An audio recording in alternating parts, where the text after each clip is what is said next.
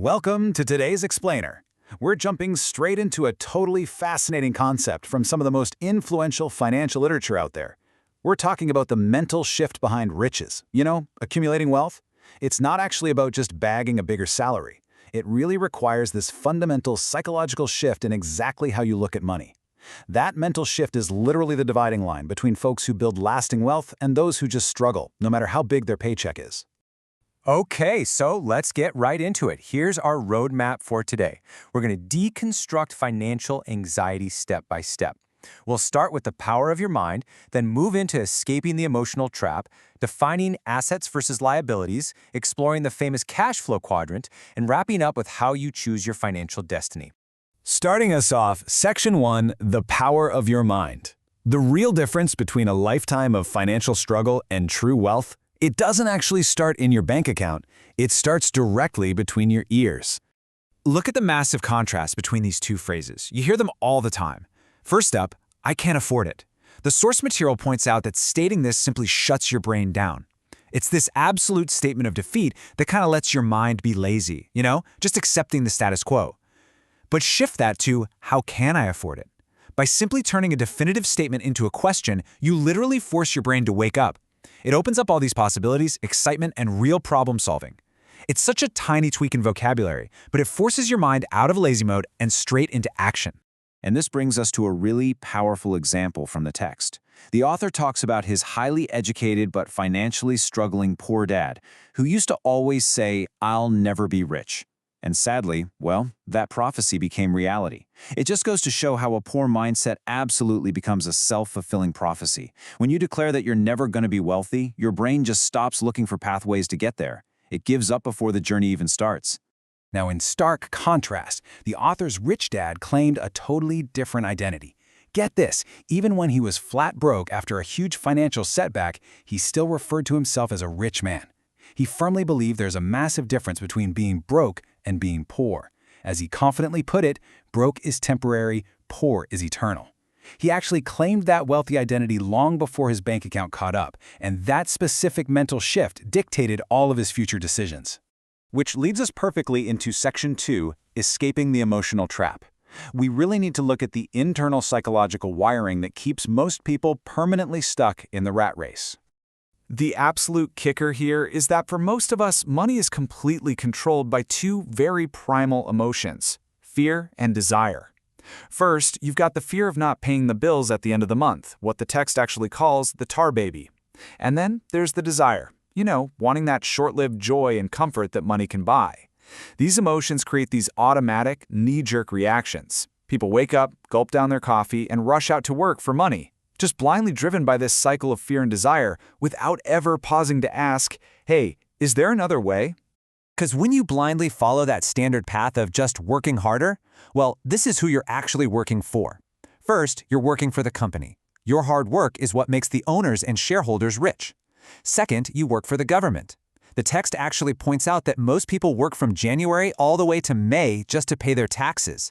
And third, you work for the bank holding your mortgage and your credit cards.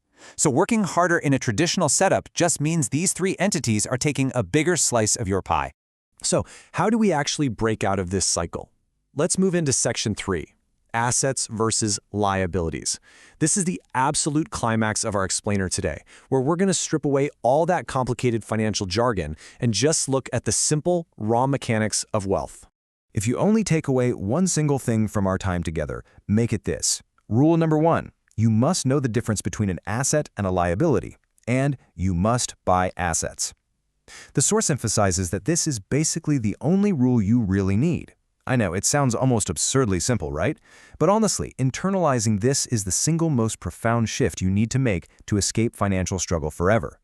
But here is where the ultimate confusion happens. The rich acquire true assets, things that are physically putting money into their pockets whether they're working that day or not. The poor and middle class, though, they acquire liabilities that they mistakenly think are assets. People just mindlessly repeat mantras like, "Oh, your home is your biggest investment," totally blinding themselves to the fact that a house actually takes money out of their pocket every single month in mortgages, taxes, maintenance, the whole shebang. They are stacking up liabilities month after month while genuinely believing they're building wealth. Now that we know what to buy, we've got to look at how we earn. That brings us to Section 4, the cash flow quadrant. This is a massive structural shift in how completely different groups of people interact with their money. So the entire world of business can basically be categorized into 4 distinct letters. E stands for employee, S is for self-employed or small business, B stands for big business owner, and I stands for investor. Every single person who generates an income falls into at least one of these 4 quadrants. And the crazy part is, the quadrant you operate in completely dictates your financial reality. The divide between these groups is huge. The left side, the E and the S, well, that's where our school system trains us to be. People over here are fundamentally seeking job security, but they're heavily taxed and they literally have to trade their precious time for money. On the flip side, the right side, the B and the I, is where people are seeking actual financial freedom. That's where you find true passive income. And, ironically, it's where the government taxes you the least, because tax codes are actively designed to reward business owners and investors. So I want you to ask yourself right now, am I building a pipeline or am I hauling buckets? Think about it. If you're an employee or self-employed, you are hauling buckets of water. The exact second you stop hauling, the water stops flowing. But business owners and investors, they spend their time building pipelines. Sure, it takes significant upfront work, absolutely. But once that pipeline is built, the cash just flows automatically. So are you just working hard, or are you actually working smart? And this brings us right to our final section, choosing your financial destiny. Because at the end of the day, it all comes down to the daily, practical choices that dictate our financial futures. Let's actually trace the flow of this money. First, look at what happens when you pay yourself first. The money flows from your income straight down into the asset column to be saved or invested way before it ever touches your expenses. Now compare that to the traditional middle-class trap, paying everyone else first.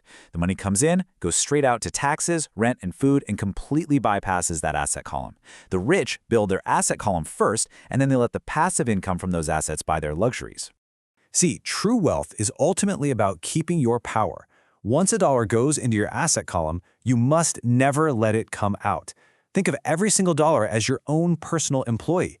The best thing about money? It works 24 hours a day, it never complains, it never takes a sick day, and it can work for generations. You keep your day job, sure, you work hard, but you relentlessly build that army of employees in your asset column to secure your freedom. And that brings us to our final thought for today. The source material leaves us with this really profound realization. You, and only you, have the power to determine your destiny with your money. Spend it foolishly, and you're choosing to be poor.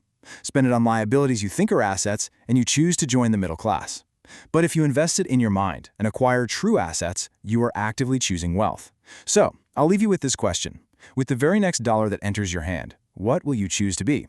Thanks so much for joining me for this explainer. Until next time, keep learning and keep building that asset column.